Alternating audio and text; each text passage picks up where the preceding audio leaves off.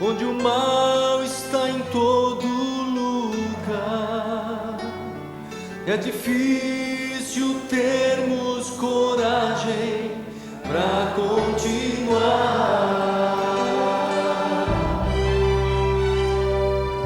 nesse mundo de promessas quebradas, onde quase não há homens de valor.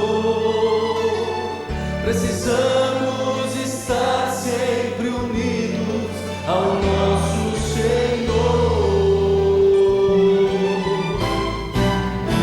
Sim, há poder para o idoso e cansado, há poder para o novo irmão, há esperança e poder ao alcance de todo que crê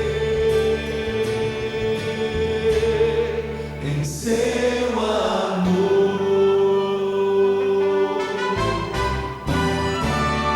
As promessas de Deus são verdadeiras. Prometeu nunca nos desamparar. Nele está o poder e a esperança. É preciso acreditar. Há poder para o idoso e cansado, há poder para o novo irmão, há esperança e poder ao alcance de todo que crê em seu amor.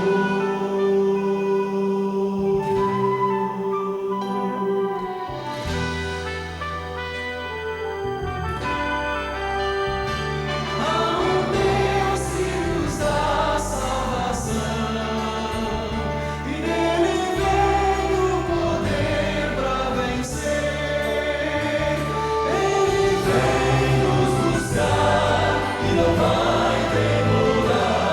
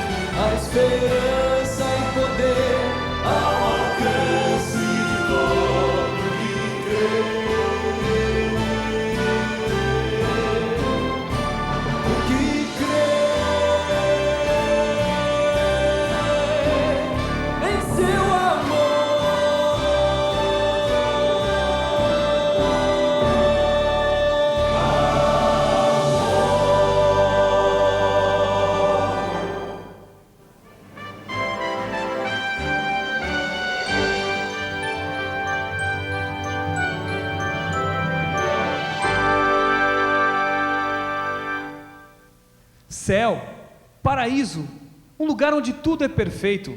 Será que isso existe? Vamos perguntar às pessoas se elas gostariam de viver em um lugar assim e se elas acreditam que esse lugar possa existir. Lógico que existe, com certeza, não tenha dúvida disso. Eu acho que não. Não existe, porque todo lugar tem violência, roubo, assalto. Eu acho que só no céu. Olha, cara, se existir céu, acho que só no céu, viu? Porque aqui na terra mesmo. Eu acredito perfeitamente que tem um lugar desse sentido, como o senhor está falando. Gostaria, né? Mas não existe. Não faço ideia, mas acho que deve existir. Eu ainda sou otimista, apesar de tudo. Eu acredito, sim. Deva existir.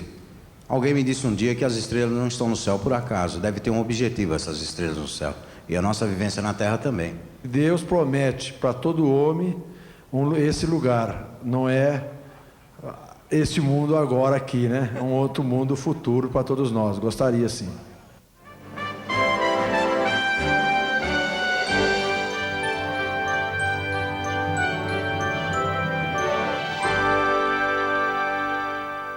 Muito boa noite a todos. É sempre um prazer em vê-lo e farão falta somente mais 2 reuniões depois de hoje, 3 reuniões depois de hoje. Próxima reunião na sexta e sábado. São 2 mesmo, não é? Então, como correu rápido o tempo.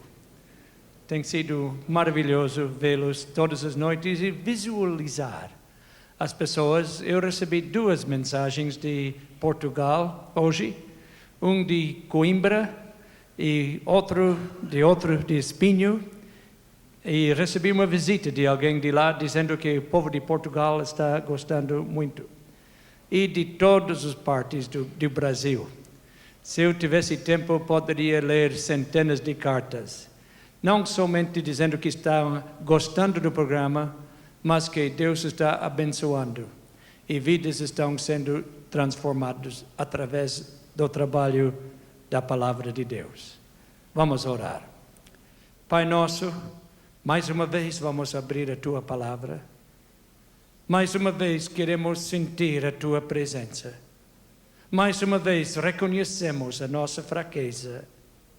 Abençoe o pregador, abençoe cada ouvinte. Pedimos em nome de Jesus. Amém. Hoje eu gostaria de falar um pouco do lindo país onde eu moro. Canadá tem as paisagens muito lindas, as montanhas cobertas de neve, muitos lagos cercados de montanhas com águas cristalinas refletindo a forma das montanhas. Viajando para o oeste de Canadá, numa estrada que tem muitas paisagens lindas, existe o grande cicatriz que estraga a cena da natureza. Muitas pedras enormes que estão marcando um lugar triste. Um lugar que houve um desastre que nunca foi esquecido. Um desastre onde muitas pessoas encontraram a sua última noite na terra. Tudo aconteceu às 4:10 da manhã. A noite anterior, as pessoas da cidade de Frank foram para a cama pensando que era uma noite normal. 29 de abril de 1903, 4:10 de manhã, aconteceu alguma coisa. Essas pessoas que foram para a cama esperavam se levantar de manhã, como sempre. Era um sábado à noite, uma noite de celebração, uma noite de bailes, uma noite de pessoas ir para os bares. Chegaram em casa tarde, foram dormir, pensando que o dia seguinte seria um dia normal. Mas durante a noite, às 4:10 de manhã, aconteceu o que ninguém esperava. Não é que não receberam advertências. Uma montanha chamada Turtle Mountain, ou Montanha da Tartaruga, era uma montanha que os índios sabiam que era uma montanha perigosa. A montanha tinha muitas rochas em cima e estavam se movimentando. E os índios deram advertência ao povo da cidade de Frank. Disseram que esta montanha é perigosa. Chamaram a montanha que anda. Mas ninguém deu ouvido aos índios. E durante a noite, as rochas começaram a descer. 90 milhões de toneladas de rochas, em somente 90 segundos, cobriram a cidade completamente. E até hoje a cidade está enterrada. Quantas vezes eu tenho visitado este lugar? Quantas vezes eu tenho andado em cima dessas rochas enormes e tenho pensado na cidade que estava lá embaixo, agora totalmente enterrado, com toneladas de rochas. Ninguém teve oportunidade de escapar. Para o povo da cidade de Frank, na província de Alberta, foi a última noite na terra. E estas rochas são como túmulos grandes, marcando o lugar onde aconteceu. A última noite na terra, muitas vezes tem sido uma noite triste. Foi uma noite triste na cidade de Babilônia, quando o rei Belsazar morreu. Foi uma noite triste na cidade de Pompeia. A Bíblia fala de acontecimentos que nos mostram que o tempo está se aproximando da vinda de Cristo e do fim do mundo como nós o conhecemos. Durante muitos anos, o povo achava que a Rússia estava estorvando o cumprimento das profecias de Apocalipse 13. Achavam que o comunismo não ia permitir o cumprimento dessas profecias. E depois veio o Gorbachev, que mudou tudo. E mais tarde o Yeltsin. Eu tive o privilégio de trabalhar na Rússia. Eu tive o privilégio de observar o que aconteceu depois da queda do comunismo. E ouvir as histórias do comunismo. 70 anos de comunismo. E agora o povo fala das coisas horríveis que aconteceram. Ainda na Praça Vermelha, no centro, na capital da Rússia, se pode ver ainda os restos do comunismo. Pode ver o povo lá e o grande túmulo de Lenin, que está sendo guardado 24 horas por soldados. E podemos ver cada vez que vem a hora de mudança da guarda, ainda o respeito. Mas apesar de tudo, o comunismo caiu e as coisas na Rússia mudaram. E Deus operou de uma maneira que hoje podemos pregar o Evangelho livremente na Rússia. E o povo da Rússia está faminto para ouvir a pregação do Evangelho. Agora, hoje, a Igreja Adventista do Sétimo Dia tem um centro de mídia na Rússia. Temos o programa, está escrito, e a Voz da Profecia, que está cobrindo todo o que era a União Soviética. Todos os países que formavam a União Soviética com o Evangelho. E milhares e centenas de milhares de pessoas estão ouvindo e aceitando. Não somente temos o Centro de Rádio e Televisão, temos o Seminário Adventista, preparando professores e pastores, principalmente, para a pregação do Evangelho. E centenas de pastores estão saindo com poder. Vão para o seminário com muito sacrifício. Para os alunos casados, não têm casas, têm tambores que foram convertidos em apartamentos. Mas não importa, os jovens estão lá, aprendendo a trabalhar para Deus na sua causa, pregando o Evangelho. Durante o comunismo, era contra a lei ter uma máquina de escrever. Era contra a lei imprimir qualquer literatura. Conheci a Galina, que ficava embaixo da sua mesa de cozinha. com cobertores ao redor para abafar o som. E ela, com máquina de escrever clandestina, lá embaixo da mesa, copiava a Bíblia. 12 cópias por vez com carbono. De Gênesis a Apocalipse. Às vezes os vizinhos davam advertência a ela que o KGB estava chegando os soldados. Rapidamente ele embrulhava a máquina de escrever em plástico e colocou num saco de plástico e jogou no rio. E depois puxou na corda depois de a polícia ir embora e continuava o trabalho. Hoje a Igreja Adventista tem uma casa publicadora que trabalha dia e noite, 24 horas por dia, imprimindo as Escrituras. Imprimindo as Escrituras e também outra literatura, cobrindo a Rússia com a mensagem, porque o nosso mundo mudou. As coisas são diferentes. Jesus disse que este Evangelho será pregado em todo o mundo, então virá o fim. E a mensagem que estamos pregando aqui hoje à noite está alcançando todos os países do mundo, com grande poder.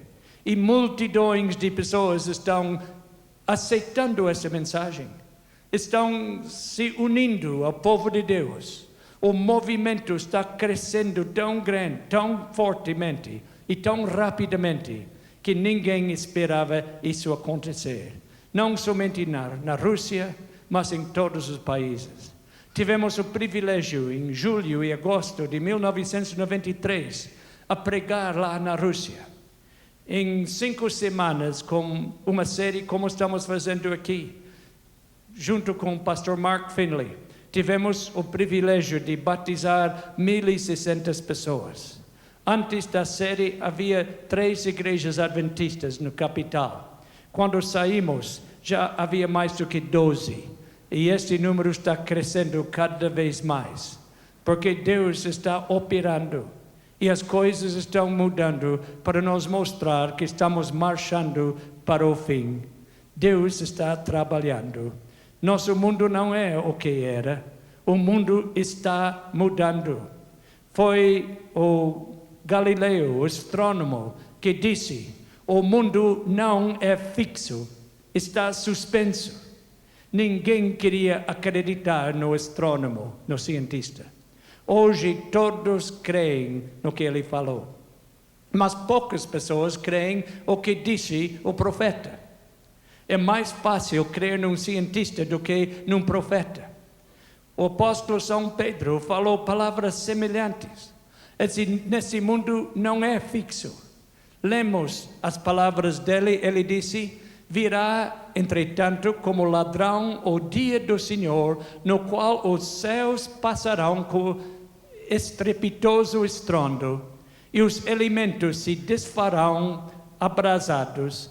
Também a terra e as obras que nela existem serão atingidas. Segundo São Pedro 3:10. A Bíblia diz que o mundo será destruído. São Pedro disse que não é estável. Muitas pessoas não creem. Mas se cremos o que a Bíblia disse, precisamos crer na segunda vinda de Cristo. Muitas pessoas não estão pregando mais esta mensagem. Acham que não é importante. Mas quem aceita a Bíblia Sagrada não pode deixar de pregar essa mensagem.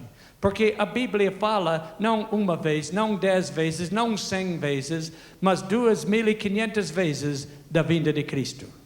A evidência é muito clara. A Bíblia disse que Jesus virá. 2.500 vezes a Bíblia se refere à segunda vinda de Cristo.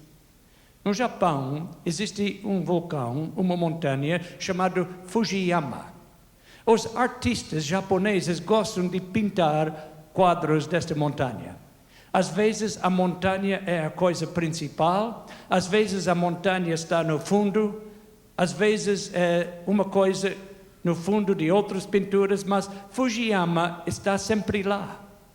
Nos quadros bíblicos, os versículos, a segunda vinda de Cristo está sempre ali.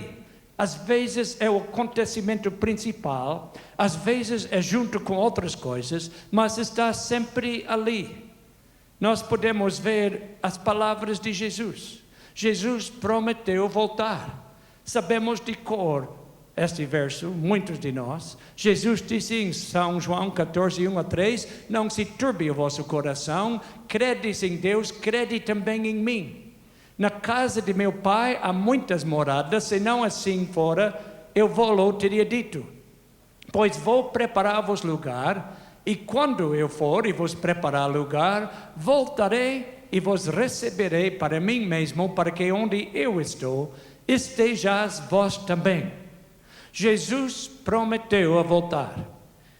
Se não tivéssemos nenhum outro versículo na Bíblia, somente este, seria motivo suficiente para crer. Porque Jesus prometeu e Jesus nunca falhou numa promessa. Jesus nunca exagerou. Jesus sempre cumpriu todas as promessas e Ele vai cumprir essa promessa. Eu li a história de um advogado que foi para a corte e o juiz disse, onde está seu cliente? E o advogado disse, ele não pôde vir. E o juiz disse, como não pôde vir? Ele está obrigado a estar aqui. Me dá 3 motivos por que seu cliente não está aqui. Sim, senhor, disse o advogado.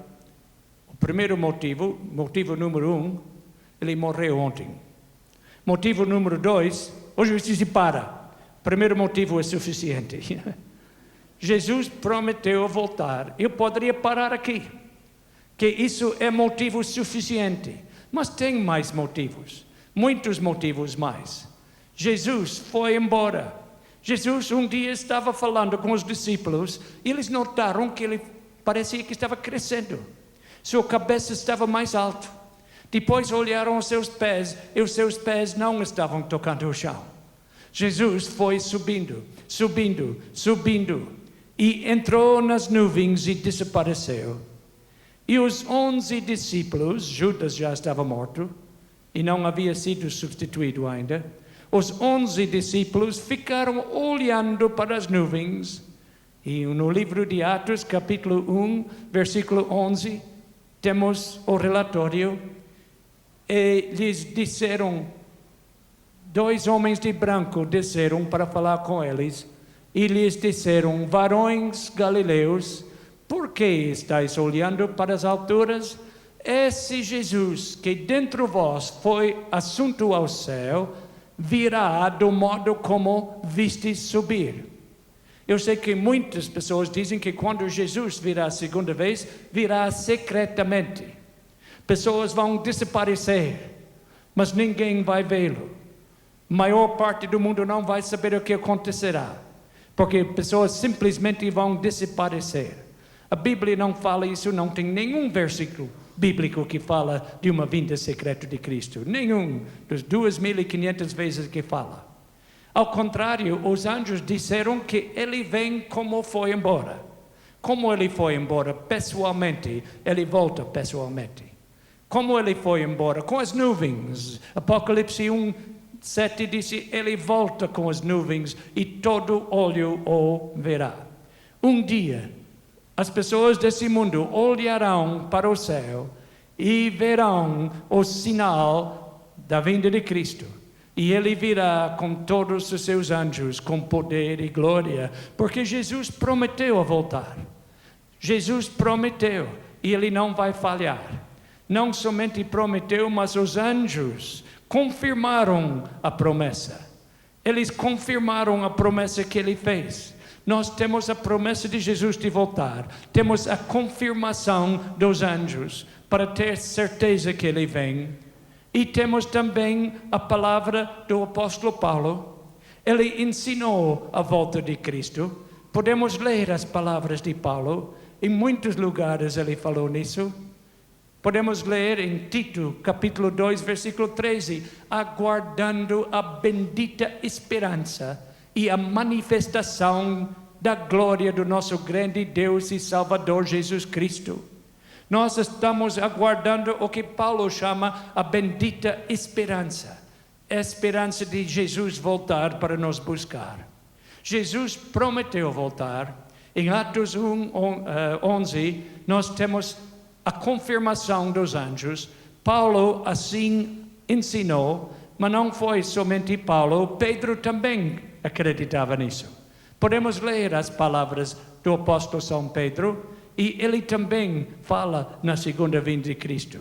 Vamos ler o que Pedro disse. Num sermão ele disse: arrependei-vos, pois, e convertei-vos para serem cancelados os vossos pecados, a fim de que da presença do Senhor venham tempos de refrigério e que envie Ele, o Cristo, que já vos foi designado, Jesus, ao qual é necessário que o céu recebe até os tempos da restauração de todas as coisas, de que Deus falou por boca dos seus santos profetas desde a antiguidade.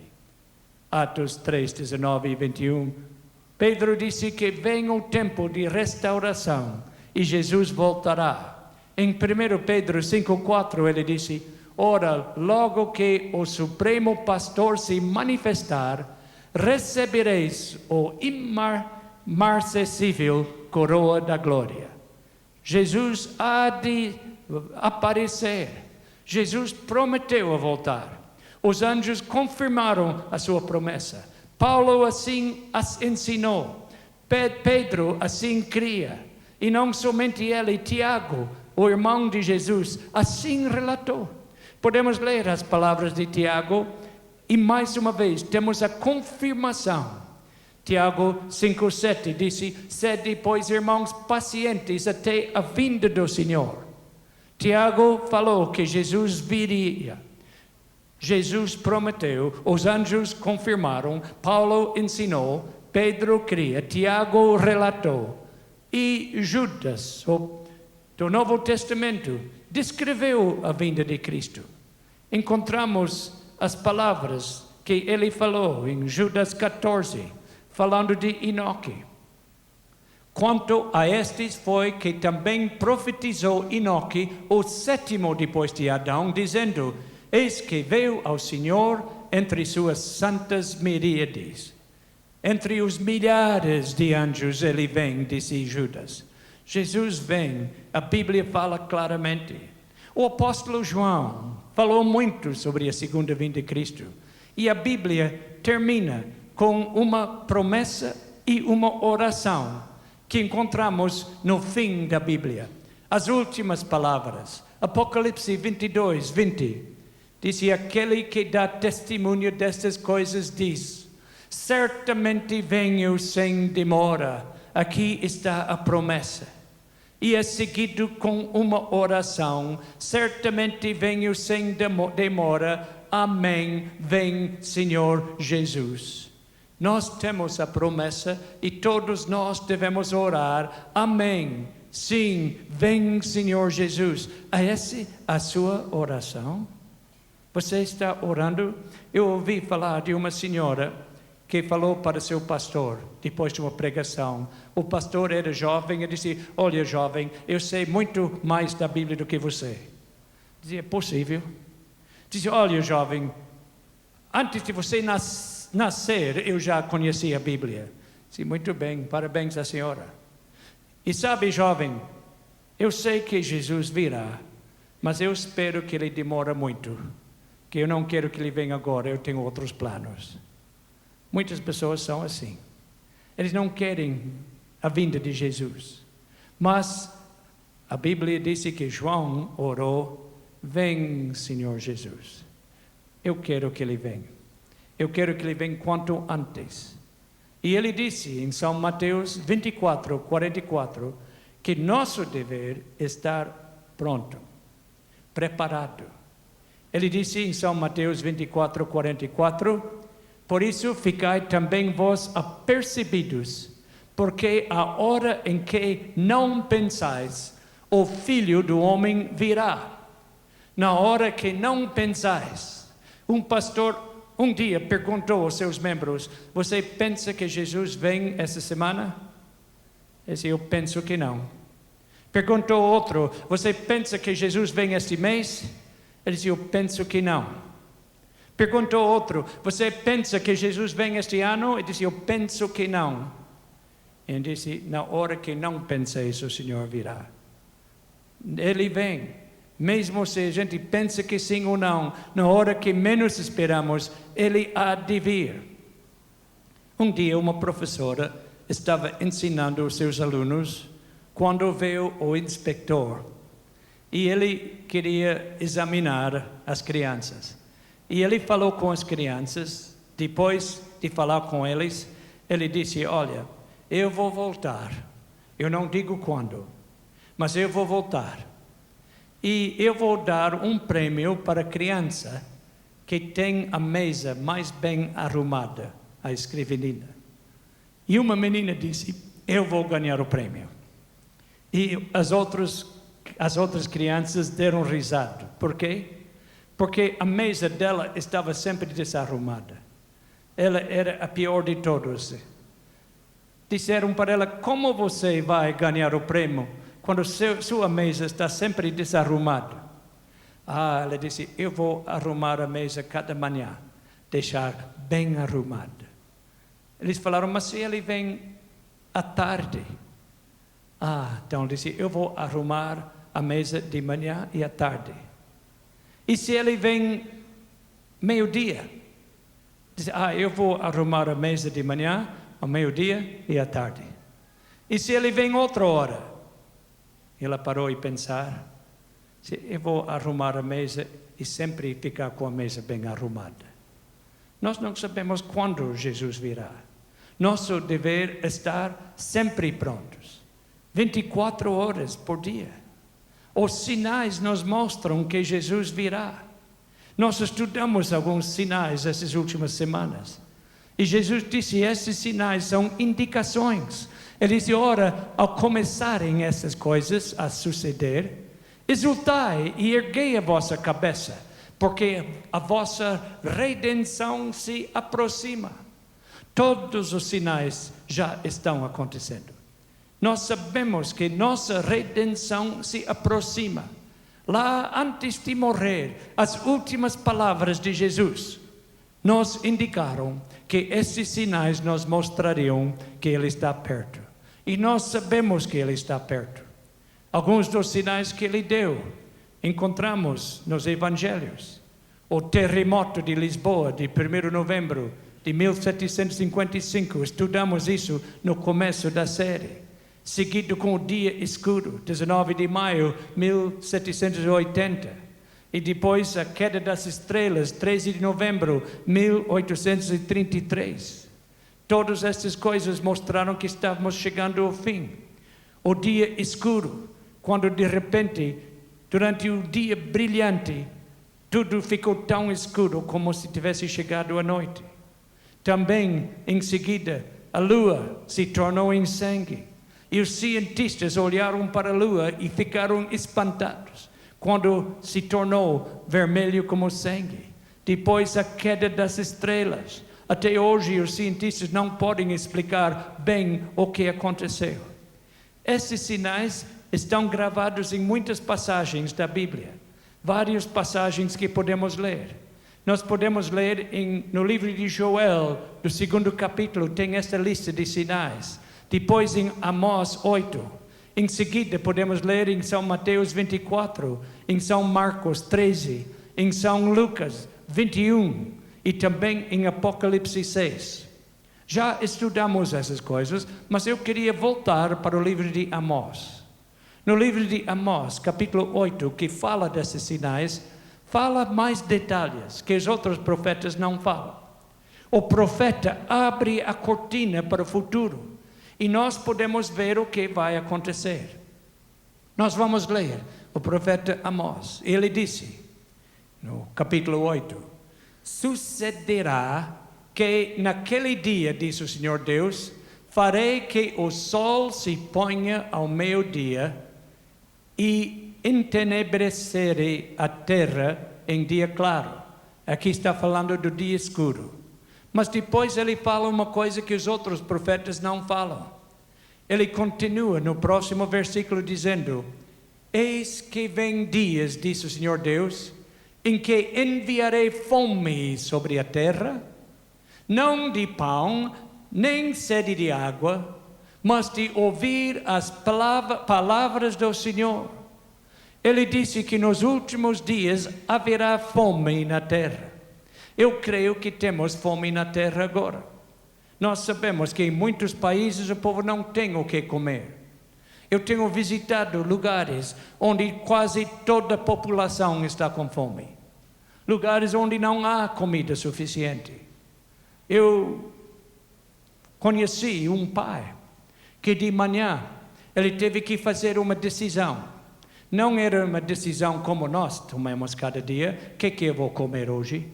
Eu vou para o restaurante brasileiro e eu vejo um cardápio tão grande que é difícil escolher. Ele não teve esse problema. A única coisa que ele teve que escolher é: eu sou velho, eu tenho um neto muito pequeno, que é um bebê, e há leite somente ou para a criança ou para mim. Não há outra coisa. E se eu tomar o leite, a criança vai sofrer. Mas como a criança mais nova, eu vou dar o leite para a criança, eu vou ficar com fome. Tem pessoas que não escolhem o que vou comer. Tem pessoas que têm que escolher: eu vou comer ou não vou comer. Terá suficiente para mim e a família ou não terão suficientes? É uma coisa triste saber que 2/3, 67% da população não tem suficiente para comer em nosso mundo. E que pessoas estão morrendo de fome. As estatísticas nos mostram que cada 8,5 segundos alguém está morrendo de fome. Há muita fome na terra, mas esta passagem não está falando de fome de pão, nem sede de água. Disse Amós 8:11, não de pão, nem sede de água, mas de ouvir as palavras do Senhor. Hoje ninguém tem problema em ouvir as palavras do Senhor. Hoje a palavra de Deus está sendo pregado em todo o mundo. No rádio, na televisão, através de literatura, conferências públicas, como estamos fazendo agora. Mas Amós disse em capítulo 8, versículo 12, que nem sempre será assim. Diz: andarão de mar a mar e do norte até o oriente, correrão por toda parte procurando a palavra do Senhor e não a acharão. As profecias dizem que um dia os governos deste mundo vão proibir a pregação do Evangelho. Não será mais livre como agora. Já as forças estão trabalhando nessa direção. Hoje, Califórnia, de Flórida, as pessoas viajam de leste a oeste para ir para lugares como Disneylândia. E eles ficam em filas grandes. Eu fui visitar Disneylândia em Flórida. Eu fiquei numa fila e tinha uma placa 45 minutos até poder entrar no espetáculo. Eu fiquei mais 15 minutos, outra placa disse 30 minutos antes de entrar no espetáculo. Depois outra que disse 15 minutos. Filas enormes para ver o espetáculo. Mas este verso diz que as pessoas andarão do norte ao sul, leste a oeste, não para um espetáculo, mas para ouvir a palavra de Deus, e não ouvirão mais. Hoje é o dia de oportunidade. Hoje Deus está nos falando. Hoje Deus está abrindo a palavra para nós. Mas um dia não será assim. No tempo do dilúvio, Deus falou em Gênesis 6:3. Então disse o Senhor: meu espírito não agirá para sempre no homem, pois este é carnal, e os seus dias serão 120 anos. E Jesus disse: como foi nos tempos de Noé, assim será na vinda de Cristo. O Espírito de Deus não vai sempre trabalhar com o ser humano. O Espírito está trabalhando hoje. Nós estamos ouvindo falar de pessoas em muitos lugares que estão sendo tocados com o Espírito Santo de Deus. Mas o dia vem em que o Espírito não trabalhará mais. Deus disse que vai retirar o seu Espírito. e o dia de oportunidade vai acabar. Hoje nós temos a oportunidade, mas um dia a Bíblia diz que todos enfrentarão o julgamento. Eu estava no estado de Idaho, fui convidado a fazer uma série de conferências num teatro que era parte de um centro de hotéis maravilhoso, construído em cima de um lago. Era uma coisa tremenda. Eu fui visitar o hotel, custou $60 milhões para construir. E nos deram o salão para pregar. E perguntaram se eu queria ficar num quarto. Me mostraram o quarto, era maravilhoso. Eu perguntei quanto custa para ficar uma noite. Disse, o preço é $1.500 cada noite. Eu disse, muito obrigado, mas eu prefiro ficar numa tenda ou qualquer coisa. Eu não posso pagar $1.500 cada noite. Mas vamos imaginar que eu tivesse aceitado. Eu ficasse naquele apartamento de $1.500 cada noite. E lá eu vi o restaurante, um buffet que eu nunca vi coisa igual. A coisa, parece que a mesa tinha uns 30 metros de comprimento, cheio de tudo que é comida. Nem perguntei o preço, nem queria saber. Mas vamos imaginar que eu entrasse neste apartamento maravilhoso e cada dia fosse para esse restaurante tão caro, comendo tudo que é melhor, e convidasse todos os meus amigos, vem jantar comigo, vem almoçar comigo. E depois de algumas semanas de gozar os prazeres do hotel, aproveitar tudo que oferece, eu passo lá na caixa e me chamam, senhor, quando vai pagar? Sua conta está ficando bem alta. Eu falasse, pagar? Mas eu não esperava isso. Eu estou passando tão bem aqui, vão me estragar tudo falando em dinheiro? Nunca me entrou na cabeça que vocês iam me cobrar para isso. O que acharia? Seria uma estupidez, não é? Muitas pessoas estão vivendo neste mundo pensando que é tudo de graça, que não vem o dia de acertar as contas. Mas a Bíblia diz que todos teremos que enfrentar o juízo. E um dia vem o dia de acertar as contas e muitas pessoas ficarão surpresas. Sim, eu nunca esperava isso. Eu pensava que eu poderia viver sempre na vida assim. Mas não é assim. A Bíblia diz que Deus vem e o julgamento vem. E um dia, em breve, a porta da graça vai fechar. Nem sempre vamos poder fazer decisões para Cristo. O tempo vem em que o profeta disse que Deus vai proclamar algumas palavras sérias. Quais são as palavras? Vamos ler. Continue o injusto fazendo injustiça. Continue o imundo ainda sendo imundo. O justo continue na prática de justiça. O santo continue a santificar-se. E eis que venho sem demora, e comigo está o galardão que tenho para retribuir a cada um segundo as suas obras. Apocalipse 22, 11 e 12. Ele diz claramente que antes da vinda de Cristo, vem um tempo em que a porta da graça vai ser fechada. O tempo de oportunidade vai fechar. A Bíblia fala claramente que hoje é o dia de aceitação. E a Bíblia até fala que muitas pessoas vão dizer, pessoas na vinda de Cristo vão querer ir para o lar eterno e vão ver a porta fechada e vão clamar, Senhor, abre-nos. E qual será a resposta? A resposta será, não sei de onde sois. São Lucas 13, 25. São Mateus 7 diz que são pessoas que vão para a igreja, usam o nome de Jesus. Mas quando vem o dia de juízo, eles não estarão prontos. A porta vai fechar. Porque vem um dia de grande fome, não de pão, não sede de água, mas de ouvir a palavra de Deus, mas será tarde demais. Muitas pessoas vão querer se arrepender, como Judas, quando vendeu o seu Salvador. E quando ele viu o resultado, Jesus sendo crucificado, ele disse: pequei traindo sangue inocente, São Mateus 27, versículo 4. Mas não era um arrependimento sério. Ele estava com medo de enfrentar as consequências.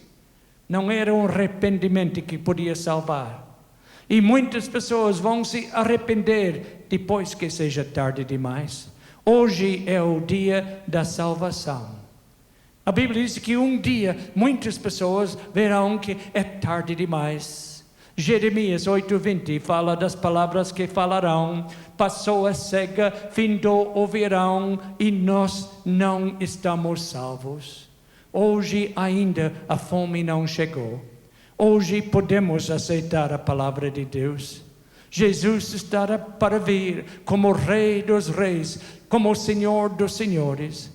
Ele virá com grande poder e hoje ainda podemos nos preparar para a vinda dele, mas um dia será tarde demais. Por isso é importante hoje tomar a decisão, não esperar até que seja tarde demais. A Bíblia diz que não sabemos quando ele vem. Jesus disse em São Mateus 24:36, mas a respeito daquele dia e hora, ninguém sabe, nem os anjos dos céus, nem o Filho, senão o Pai. São Mateus 24:36. Nós não sabemos quando ele vem, mas nós sabemos que o tempo está se esgotando. Eu quero usar uma ilustração. Nós intitulamos a mensagem A Última Noite na Terra. Quando será a sua última noite na Terra? A minha. Eu quero usar uma ilustração. Eu vou imaginar agora que um anjo viesse aqui, neste momento, e me cutucasse, batesse no meu ombro e disse: eu quero a palavra. E este anjo falasse para todos que estão ouvindo minha voz: tenho um anúncio para fazer. Deus me mandou do céu para anunciar que a vinda de Cristo será hoje à meia-noite. Agora eu quero que todos compreendam que é somente uma ilustração. Nenhum anjo virá aqui para dizer isso, porque a Bíblia diz que ninguém sabe a hora da sua vinda. É somente uma ilustração, mas às vezes uma ilustração nos ajuda a compreender uma verdade. Então, vamos imaginar que o anjo viesse e falasse: hoje Cristo vem à meia-noite. O que você faria entre agora e meia-noite? Mudaria os seus planos? Ou faria exatamente o que estava planejado a fazer? Iria para casa hoje à noite, ligar a televisão e ver um filme até meia-noite? Algumas pessoas certamente farão isso hoje à noite, mas se Jesus viesse à meia-noite, eu acho que mudaria o plano um pouco, não é? Sairia daqui para ir para uma festa? Eu posso pensar em algumas coisas que eu faria se eu soubesse que Jesus viria hoje à meia-noite. Entre agora e meia-noite, eu acho que eu acharia tempo para tomar alguns passos firmes. Eu acho que procuraria tempo, em primeiro lugar. Eu creio que se eu soubesse que Jesus virá hoje à noite, meia-noite, eu ia passar muito tempo de joelhos, falando com Deus, para ter certeza que está tudo certo entre mim e meu Deus. Eu não queria que ele viesse nas nuvens e encontrasse pecados na minha vida, pecados não confessados. Eu não queria que isso acontecesse. Eu gastaria muito tempo de joelhos, confessando todos os pecados e dizendo: Deus, eu quero estar pronto. Lava minha vida no sangue de Jesus Cristo, porque eu quero ir para o lar eterno. Fariam a mesma coisa? Eu acho que todos fariam. Agora eu poderia ligar a televisão e ver o filme, não é? Ainda não. Tem mais um passo importante.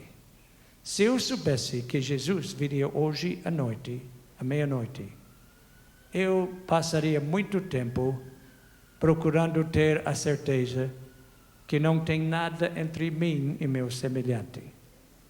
Se eu tivesse pecado contra uma pessoa que eu conheço, eu procuraria essa pessoa para pedir perdão. E mesmo se eu achasse ele culpado, não faria diferença. Porque a Bíblia fala claramente que nós precisamos tratar uns aos outros e perdoar uns aos outros, tratar bem. Se a pessoa estivesse vivendo 10 quilômetros daqui e eu não tivesse condução, eu andaria a pé. Se a pessoa morasse na Europa, eu ia telefonar, não ia preocupar com o custo. Eu ia telefonar acertando as coisas, porque eu não queria que Jesus chegasse e me encontrasse com ódio contra alguém nessa terra, ou ele com ódio contra mim. Agora, depois de acertar essas duas coisas, agora eu posso ligar o filme? Acho que não. Tenho mais um passo importantíssimo. Porque o ato de pregar e testificar da graça de Deus e falar para outros não é uma coisa opcional com o cristão. É uma coisa que faz parte do cristianismo. Se eu soubesse que Cristo viesse hoje à noite, meia-noite, depois de ter tudo certo entre Deus e mim, e entre outras pessoas e mim, eu ia falar para meus amigos que não sabem ainda, não é? Meus parentes, e mesmo possivelmente para pessoas desconhecidas. Possivelmente eu iria para a rua para clamar para todos: Jesus vem hoje à noite, prepara-se. Mas o anjo não virá. Eu não sei que ele vem hoje à meia-noite. Eu não sei se hoje será a última noite na terra para mim, mas pode ser. Daqui um pouco eu vou entrar num carro com o pastor Rosa e vamos para o nosso hotel.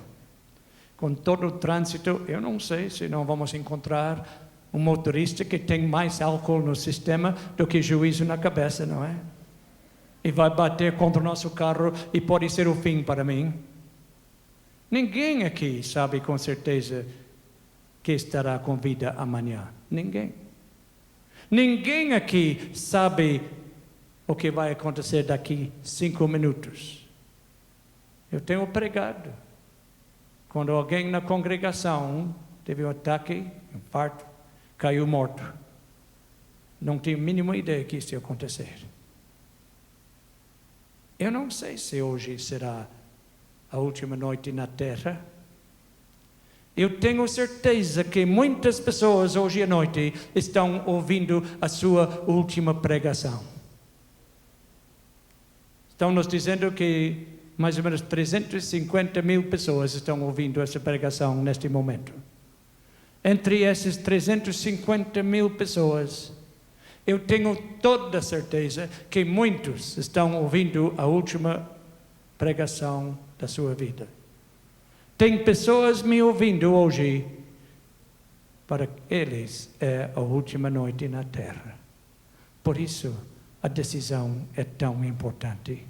Por isso precisamos aceitar a Cristo agora, enquanto Ele chama, enquanto Ele convida. Não deixa para amanhã. Amanhã pode ser tarde demais. Faça a sua decisão agora. Aceita Cristo. E quando aceitamos a Cristo, aceitamos tudo. Seguimos os seus passos. Não espera para amanhã. Amanhã pode ser tarde demais. Neste momento, Ele está batendo a porta de cada coração. Qual será a sua resposta? Entrada, Jesus, quer em teu coração, porque não abres então,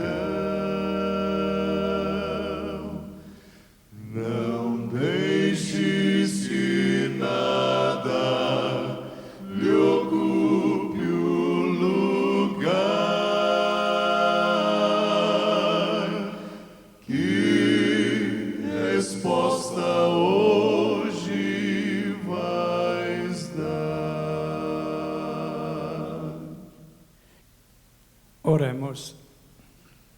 Nosso Deus, nosso Pai que estás nos céus, é uma coisa muito séria pensar na última noite na terra. Hoje estamos aqui, a porta está aberta. Tu estás chamando. Pai, alguém ouvindo minha voz ainda não tomou uma decisão total. Ainda está vacilando. Ainda está preso a alguma coisa deste mundo. Ou tem outro motivo de vacilar. Eu te peço que cada pessoa que está no vale da decisão possa, neste momento, sair deste vale. Tomar um passo firme, se entregando totalmente a Cristo. Estamos orando agora, toda a cabeça inclinada, todos os olhos fechados. Alguém hoje à noite que quer dizer: eu preciso tomar uma decisão hoje, não quero esperar para amanhã. Hoje pode ser a última oportunidade. Pode levantar a sua mão. Levanta a sua mão. Sim, Deus está vendo as mãos. Levanta a sua mão, que Deus abençoe. Há mais alguém? É sim, levanta a mão agora. A decisão importantíssima que está tomando. Nós não vamos demorar hoje, estamos bem avançados. Há alguém mais que quer levantar a sua mão agora? Que Deus abençoe. Pai nosso, te agradecemos as decisões tomadas. Ajuda para que todos nós possamos tomar essa decisão. Se alguém não levantou a mão ainda, pedimos que tu podes dar mais oportunidades para essa pessoa. Que possa abrir mais portas. Despede-nos agora com tua paz. Pedimos em nome de Jesus. Amém.